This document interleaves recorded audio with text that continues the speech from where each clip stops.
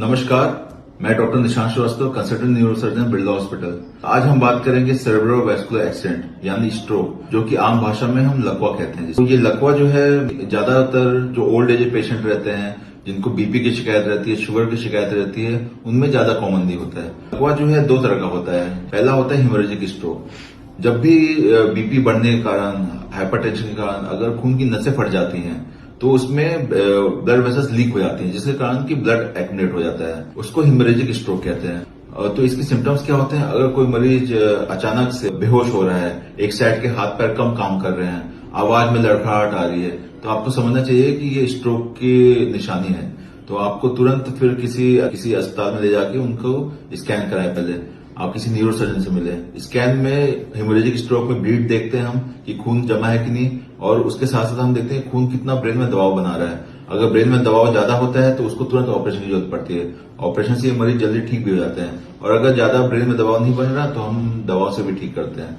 दूसरा आते हैं हम इस्कीमिक स्ट्रोक में। इस्कीमिक स्ट्रोक में ब्लीड नहीं करता है। इस्कीमिक स्ट्रोक में ब्रेन की ब्लड सप्लाई कुछ एरिया की चली जाती है, इस्कीमिया बन जाता है उस जगह। तो उस केस में सिम्टम्स यही होते हैं, एक साइड हाथ पैर कम काम करते हैं, आवाज में लड़खड़ाहट आती है, बीपी एकदम से शूट होता है। तो इस केस में भी हमें तुरंत अस्पताल ले जाना चाहिए, स्कैन कराना चाहिए। नॉर्मली सिटी स्कैन में इस्कीमिया या इन्फार्क्ट दिखते नहीं है तुरंत, तो इसके लिए बेस्ट होता है एमआरआई स्कैन। एमआरआई में ये दिख जाता है, उसके लिए भी मेडिसिन होती हैं। अगर हम with in time period, ischaemic stroke में सबसे खास बात ध्यान देने लायक है कि इसमें गोल्डन पीरियड रहता है, गोल्डन पीरियड फॉर थ्रोम्बेक्टोमी। अगर इस्कीमिया, अगर विद इन स्ट्रोक, मतलब जब भी आपको अटैक आए स्ट्रोक का, उसके with in half an hour या 1 to 2 आवर्स के अंदर आप हॉस्पिटल ले जाते हैं, और अगर अपन स्ट्रोक डिटेक्ट हो जाता है, इस्कीमिया डिटेक्ट हो जाता है, तो थ्रोम्बोलाइज के भी ऑप्शंस रहते हैं। उससे मरीज पूरी तरह से ठीक भी हो जाते हैं। और अगर विंडो पीरियड के बाहर हम आते हैं तो भी मेडिसिन होते हैं, पर रिकवरी के चांसेस थोड़े कम हो जाते हैं।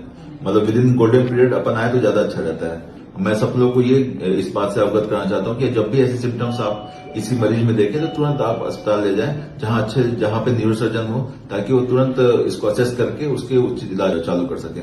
धन्यवाद। आज के लिए मैं आपको बस यही बताना चाहता हूं कि स्ट्रोक या सेरेब्रोवास्कुलर एक्सीडेंट या फिर लकवा, इनके भी इलाज अच्छे से हो सकते हैं अगर आप सही समय पर अस्पताल ले जा पाए मरीज को। धन्यवाद।